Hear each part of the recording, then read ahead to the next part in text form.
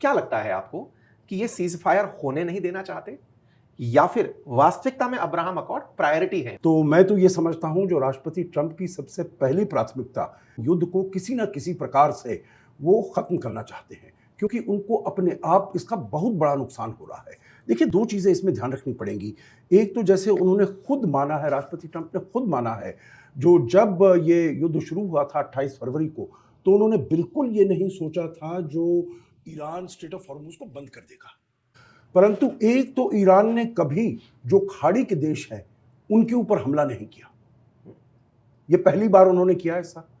और दूसरी बात थी जो ये स्ट्रेट ऑफ हॉर्मुज, उसको भी वो बंद नहीं करेगा, परंतु उसने बंद कर दिया।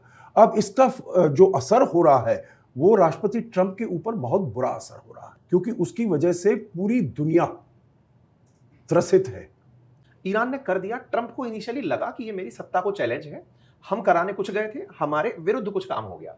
लेकिन उसके जब उन्हें फायदे मिलने शुरू हुए, फायदे इन द सेंस दो तरह के मेजर फायदे, उनका ऑयल एक्सपोर्ट बढ़ना शुरू हुआ, वेनेजुएला अब थर्ड लार्जेस्ट एक्सपोर्टर इंडिया के लिए बनकर खड़ा हो गया, वेपन की बिक्री तेजी से हो गई, ग्लोबल एक्सेप्टेंस में ट्रंप को तो अब इससे धीरे धीरे फायदा ज्यादा मिल रहा है सर। देखिए, ये वाला जो है आप टेम्पररी बेनिफिट्स आप कह सकते हैं, जो भाई इसका तेल के दाम हो गए हैं, कभी $100 हो जाता है, कभी $95 हो जाता है, जो पहले $70 के आसपास था, तो थोड़ा उनको ये बेनिफिट्स मिल रहे हैं। परंतु पूरी दुनिया में जिस प्रकार से उनकी साख कम हुई है, मैं आपको देखिए उदाहरण दूंगा।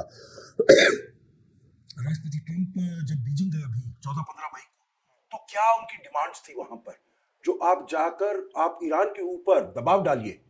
राष्ट्रपति शी जिनपिंग को उन्होंने कहा आप ईरान के ऊपर दबाव डालिए जो स्ट्रेट ऑफ हॉर्मुज खोल दे, और वो ये एक्नॉलेज करे, एक्सेप्ट करे जो वो न्यूक्लियर वेपन नहीं बनाएगा, और किसी प्रकार से लिखित दे दे और अपने जो उसका जो एसेट्स है उनको वापस कर दे।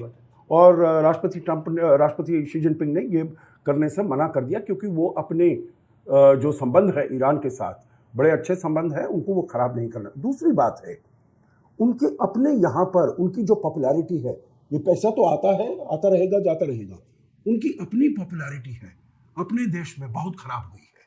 वहां पर अपने देश में ठीक है, उनकी ऑयल कंपनीज को पैसा मिल रहा हो, इन्फ्लेशन बहुत ज्यादा हो रहा है, पॉपुलैरिटी जो इस युद्ध की है बहुत कम हो गई है, सपोर्ट बेस जो है राष्ट्रपति ट्रंप का बहुत कम हो गया है, और मिड टर्म इलेक्शंस होने हैं 6 महीने में।